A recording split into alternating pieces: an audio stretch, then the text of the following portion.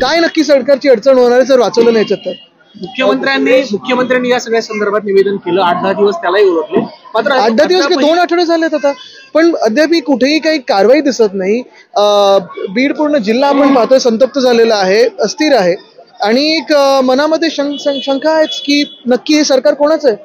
कल्याणमध्ये जर बघितलं तर लहान मुलीवर अत्याचार झालेला आहे, त्याच्याबद्दल काय सांगाल? आता हेच तर मी सांगतो ना, सरकार सुट्टीवर गेलंय का? बीडची जर स्थिती पाहायला गेली तर प्रामुख्याने बिहार सारखी अवस्था बीडमध्ये झाली असं सत्ताधारी आमदारच निवडून आलेले आहेत. याकडे कसं बघताय तुम्ही? बीडसाठी आणि परभणीसाठी खरोखर हाऊसमध्ये जे दस साहेबांनी असेल किंवा आवड साहेबांनी असेल भाषण केलं ते ऐका, त्याच्यावर मुख्यमंत्र्यांनी जे उत्तर दिलं ते ऐका. त्या मिनिटाला मला वाटलं होतं की मुख्यमंत्री काहीतरी कारवाई करतील, पण अद्याप कुठेही काही कारवाई झालेली नाहीये. नक्की सरकार कोणाला घाबरतं, कशासाठी हे सगळं लपाछुपी चालली आहे, याचं उत्तर मिळालं पाहिजे की सरकार सुट्टीवर गेलंय. आपण पाहिलं जे वक्तव्य केलं मला त्याच्यात जायचं नाही. मला वाटतं त्याच्यात असून मी तरी पूर्ण ती बातमी पाहिलेली नाही म्हणून मी त्याच्यावर काही बोलू शकत नाही. मुंबई प्रामुख्यानं मुंबईच्या ज्या पद्धतीनं प्रदूषण झालेलं आहे या बाबतीत महानगरपालिका रोज सातत्यानं रस्ते धुणं असेल किंवा वॉटरच्या माध्यमातून सगळं जे काही वॉटर स्प्रिंकलर किंवा रस्ते धुण्याचं काम आहे ना, ते परत प्रेशर टाकते पाण्यावर. जिथे बिल्डरांवर कारवाई व्हायला पाहिजे ती अजून झाली नाहीये.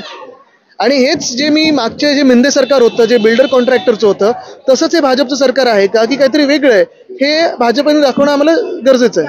एक प्रश्न आदित्यजी, 8% पाणी वाढीवरती जे दर आहेत ते वाढणार आहेत, त्यामुळे अशा एसटीचे दर वाढणार आहेत, पाण्याचे दर वाढणार आहेत, बीएसटीचे दरवाढीसाठी प्रस्ताव गेलेला आहे मला वाटतं.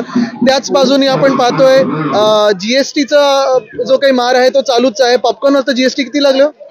18%. कॅरमलाइज असेल तर किती लागतं? हा सगळा घोळ एकंदर आणि दुसऱ्या बाजूला रुपया जो पडतोय हे पाहून नक्की सामान्य माणसांनी जायचं तरी कुठे, हा एक विचार मनामध्ये येतोच.